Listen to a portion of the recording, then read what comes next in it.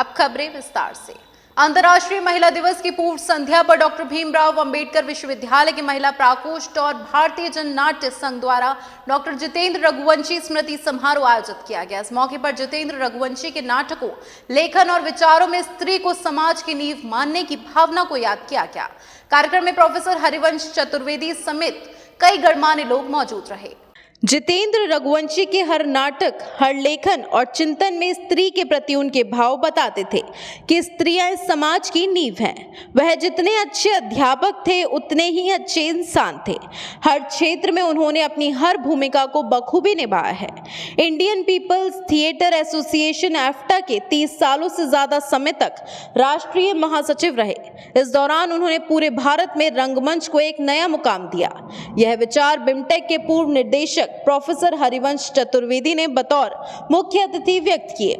मौका था अंतर्राष्ट्रीय महिला दिवस की पूर्व संध्या में डॉक्टर भीमराव अंबेडकर विश्वविद्यालय के महिला प्रकोष्ठ और भारतीय जन नाट्य संघ के संयुक्त तत्वाधान में संस्कृति भवन सभागार में आयोजित डॉक्टर जितेंद्र रघुवंशी स्मृति समारोह का। मुख्य अतिथि प्रोफेसर हरिवंश चतुर्वेदी ने कहा कि आगरा के हर क्षेत्र के व्यक्ति का नाता डॉक्टर जितेंद्र रघुवंशी से रहा। भारत के सांस्कृतिक आंदोलन में उनकी भूमिका काफी महत्वपूर्ण रही।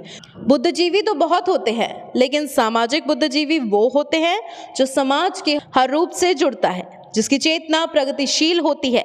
ऐसे थे डॉक्टर जितेंद्र रघुवंशी। हमारा देश आर्थिक प्रगति कर रहा है, लेकिन सांस्कृतिक प्रगति नहीं हो पा रही है। हमें आधुनिकता और परंपरा का समन्वय करना है। हम महिलाओं के जीवन और अधिकारों के बारे में क्या सोचते हैं? महिलाएं हर प्रोफेशन में काम कर रही हैं, जो स्थान है वो नहीं मिला है। इस बात की मांग होनी चाहिए कि महिलाओं की बराबरी की सहभागिता का आर्थिक मूल्यांकन हो, हर जगह बराबर की हिस्सेदारी मिले। विकसित देश तभी बनेगा जब महिलाओं को बराबर का स्थान दे पाएंगे। आगरा के आरबीएस कॉलेज में अध्यापन करता था और स्वर्गीय जितेंद्र रघुवंशी जी के साथ मेरा अटूट संबंध रहा। मेरे बड़े भाई की तरह थे, मेरे मित्र थे और उनके साथ हमने बहुत सारे सामाजिक सांस्कृतिक अभियानों में हिस्सा लिया और उनसे बहुत कुछ सीखा।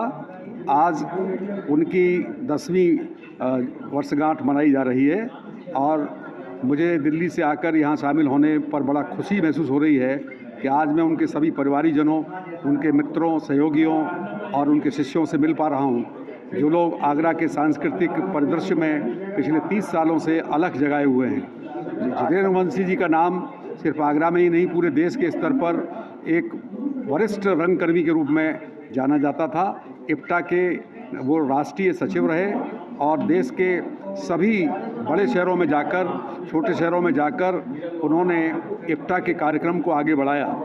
मैं उम्मीद करता हूँ कि आगरा के रंगकर्मी, आगरा के संस्कृत कर्मी भाई जितेंद्र रघुवंशी की यादों को अक्षुण्ण बनाए रखें। आज 7 मार्च है।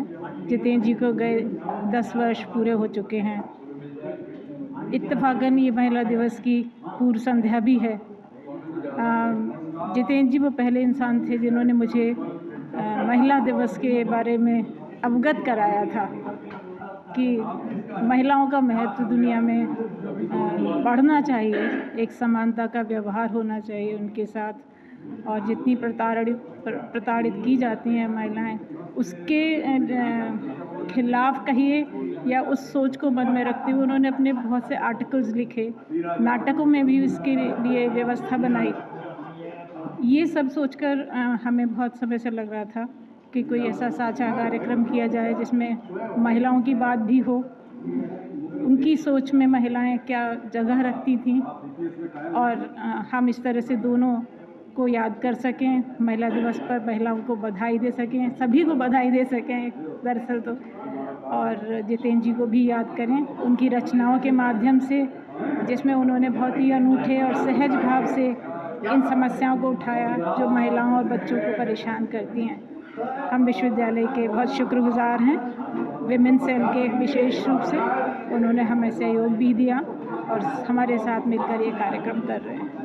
कार्यक्रम में बतौर विशिष्ट अतिथि उपस्थित विश्वविद्यालय की महिला प्रकोष्ठ की समन्वय प्रोफेसर विनीता सिंह ने विचार व्यक्त करते हुए कहा कि डॉक्टर जितेंद्र रघुवंशी ने विश्वविद्यालय की सांस्कृतिक गतिविधियों को नया रूप दिया। यूथ फेस्ट की नींव भी उन्होंने ही रखी थी। वो सभी को बहुत इज्जत देते थे। प्रोफेसर ज्योत्सना रघुवंशी ने कार्यक्रम का संचालन करते हुए डॉक्टर जितेंद्र रघुवंशी के जीवन के विषय में भी बताया। उन्होंने पुरानी यादों पर पड़े पर्दों को हटाते हुए कहा कि उनकी पहली फिल्म गर्म हवा को देखने के लिए उनके सारे दोस्त इकट्ठा हुए थे।